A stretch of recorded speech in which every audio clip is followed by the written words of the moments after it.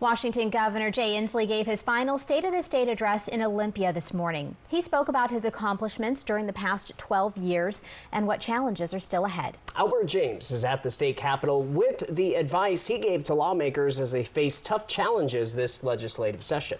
Thank you. Thank you. Governor Jay Inslee took a fond look back on his 12 years in office Tuesday.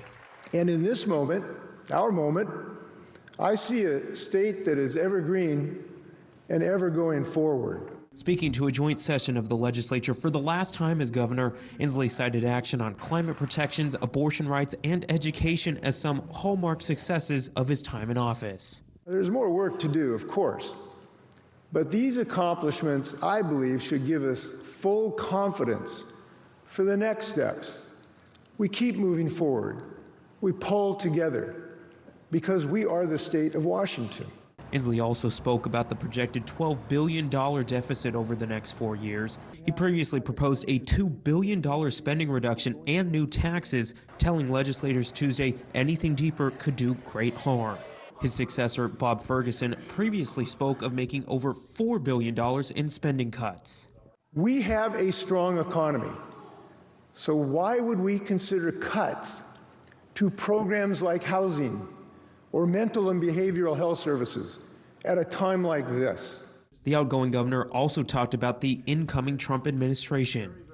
Our state will work with anyone on policies that are positive for Washington, but we will not bend the knee to a would-be authoritarian's worst impulses. We will follow the Constitution.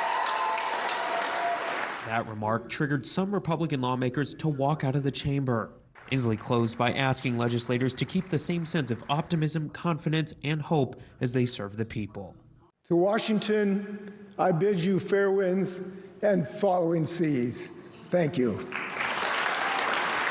On Wednesday, Washington will have a new governor for the first time in 12 years. Bob Ferguson will be sworn in as Washington's 24th governor in the morning, followed by a big inaugural ball here at the state capitol later in the evening.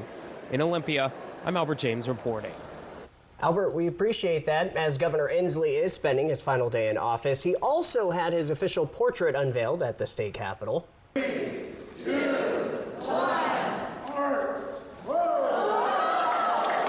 Completed by Seattle artist Grace Flott, the portrait features the governor with Mount Rainier in the background. Inslee says the mountain's inclusion is meaningful because of his work on the climate and his hope that snow will be there long into the future. Believe it or not, this was the governor's first time seeing the completed work, and he's very pleased.